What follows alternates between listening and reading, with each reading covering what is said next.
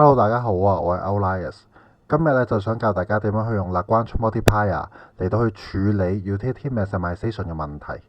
咁我咧就會用 Cobb-Douglas utility function 咧嚟到去做例子嘅。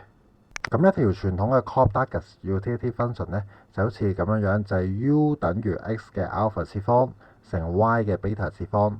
x 同 y 咧就表示唔同嘅物品，即係 good x good y。咁而 alpha 同埋 beta 咧就係一啲 constant 嚟嘅，咁佢哋唔一定要相等，咁而且咧可以係任何數字都得。咁我舉一個簡單嘅例子啦，咁就係 u 等於 x 嘅0.5次方乘 y 嘅0.5次方，即係 alpha 同 beta 咧都等於0.5。咁其實佢哋唔一定要相等嘅，只係咧我想簡化啲嚟教大家點樣去計，咁所以我就舉一個最簡單嘅例子。除咗 utility function 之外咧，咁我哋咧亦需要有 budget constraint 嘅，因為其實 consumer 喺決定佢要 consume 幾多 good x good y 嚟到去 maximize 佢嘅 utility level 嘅時候，佢係受制於佢嘅 income 咁同埋 good x 嘅價格以及 good y 嘅價格。咁所以我哋咧喺度咧就首先要設定呢啲數先。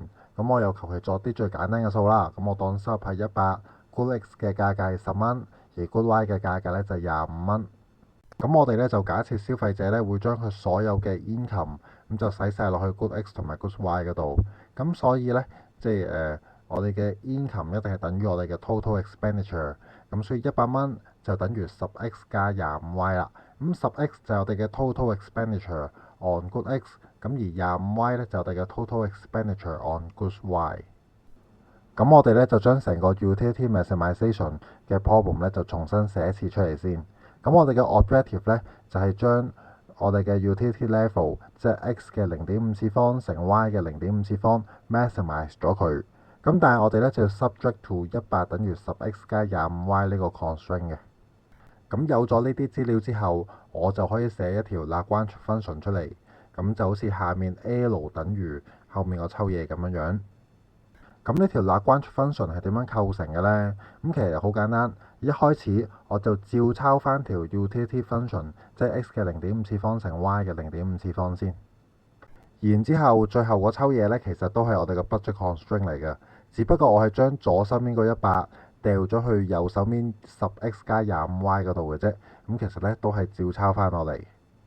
咁只不過呢個 budget constraint 呢，我呢就會攞個括號括住佢。然之後就會喺前面加 lambda 呢個符號，咁呢個 lambda 咧其實咧就叫做 Lagrange multiplier。寫完條 Lagrange function 之後，咁我咧就可以開始寫呢個 first order condition 啦。咁呢度咧我哋有 good x 同 good y 兩種物品啦。咁其實咧我哋咧做 partial d 嘅時候，咁咧就要分別 with respect to good x good y， 即係我哋每一種 good 都要係即係做一次 first order condition， 跟住咧就 set 佢等於0嘅。咁而最低嗰行呢，咁就係 with respect to lambda 啦。咁其實咧呢行呢，即係我哋都要寫，不過呢，其實寫咗出嚟呢，咁你會發現 d 完之後，咁佢都係等於翻我哋本身條 budget constraint，咁就冇乜特別嘅啫。咁我哋真正要用到嘅呢，其實就係呢度嘅頭兩行。咁我哋 based on 我哋嘅 first order condition 呢，咁我哋呢就將頭兩行左調右調，我哋咁呢就可以調到去右手面咁樣。然之後我哋將呢兩行 combine 佢。咁咧就可以得出 2x 等於 5y 嘅呢個結論。咁換言之，即係話咧 x 咧係等於 5y over 2，又或者 y 咧係等於 2x over 5。咁我哋咧就可以將呢個結果代翻入去條 budget constraint 嗰度。咁例如咧，我呢度咧就將 y 等於 2x over 5，就代翻入去 budget constraint， 即係25y 入面個 y 嗰度。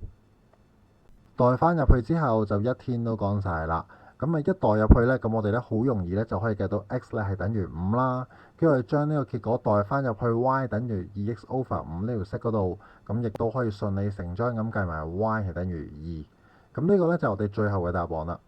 咁佢嘅含義係啲咩呢？咁其實佢嘅含義係話呢，即係喺呢一個 utility function 同埋 budget constraint 之下，咁當呢個消費者佢係購買5件 good x 同埋購買2件 good y 嘅時候，咁呢，佢就可以喺income 咧100蚊呢個限制之內，佢係盡量去 maximize 咗佢嘅 utility level 咯。